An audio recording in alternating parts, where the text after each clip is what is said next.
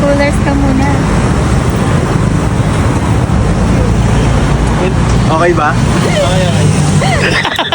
Guys, kilala nyo ba si Princess Tan? Siya nga pala yung nagtrending dati. Yung si Crepe Girl sa Somo Market Cavite. Dati siyang nagtitinda doon. Nakakatuwa lang kasi meron na siyang sariling negosyo. Ito ang Freshie Coolers. Pinapakita nga pala ni Princess Tan yung kanyang menu. At nakapwesto siya dito sa Pinoy Pawn-Star, dito kay Boss Toyo. Located to sa Quezon City. Nasa Google Map lang din sila. Kaya kung mapapadaan kayo dito sa Camias Road, Diliman, Quezon City, subukan nyo na rin ang iba't ibang klase ng mga refreshing drinks ni Princess Tan. Okay to guys, meron siyang mga abot kayang presyo ng milk tea, frap, smoothie, at madami pang iba. Ito na po yung winter melon toys.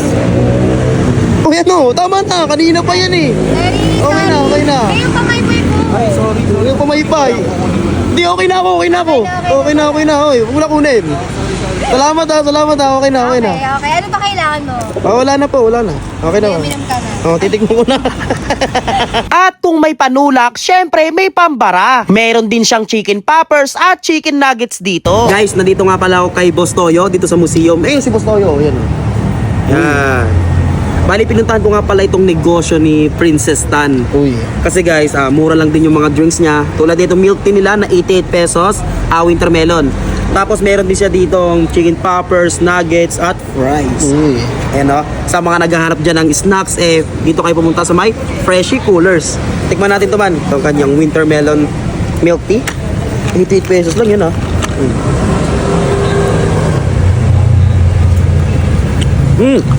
Sakto lang yung pagkatamis niya. Tapos tikman naman natin itong kanyang chicken poppers. Ito muna. Ano, i-dip natin yan dyan. Ano, lambot. Hop. Wala mo na sauce. Malasang malasa. Sarap ng pagkaluto. Ano to? Okay yun to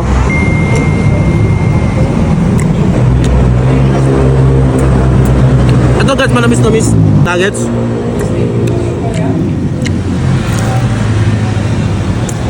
Opo. Malambot yung loob, crispy yung labas. Okay. Masarap to pag bago luto. Ito kasi manamis-namis to Miss na miss. Ito, masarap to. Ito naman yung fries ni Princess. Ayan.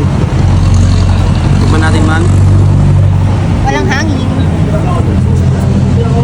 Ano ba yan? Di masarap. Nandito kasi si Princess Tan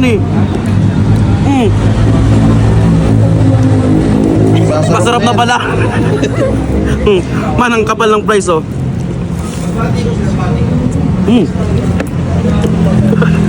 Ano pa? Ano to? Barbecue cheese? Didip mo yan dito Uy. Ayaw.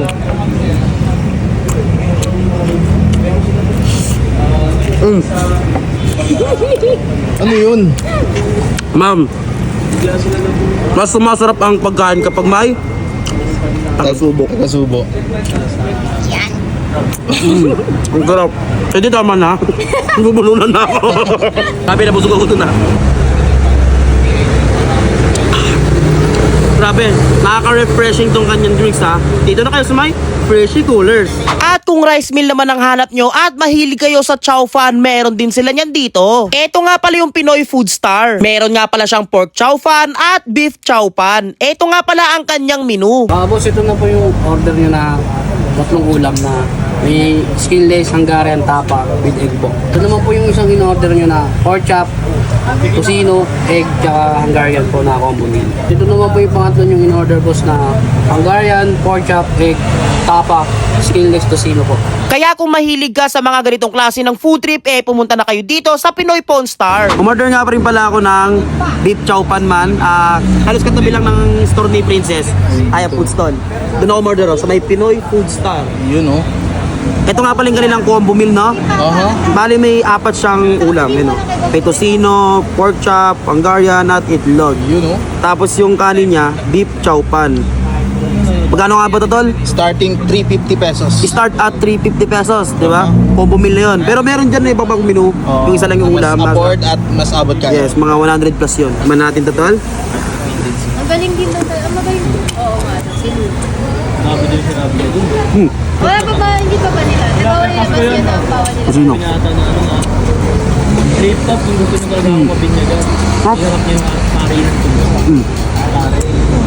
Yun yung huli niya. Yan, Hungarian cutie. Hungarian cutie. Lagyan natin sa may itlog. Yan. Station, di ba sa gilid ka? Doon tayo sa gilid ka. Ang sarap. Guys, try nyo rin to.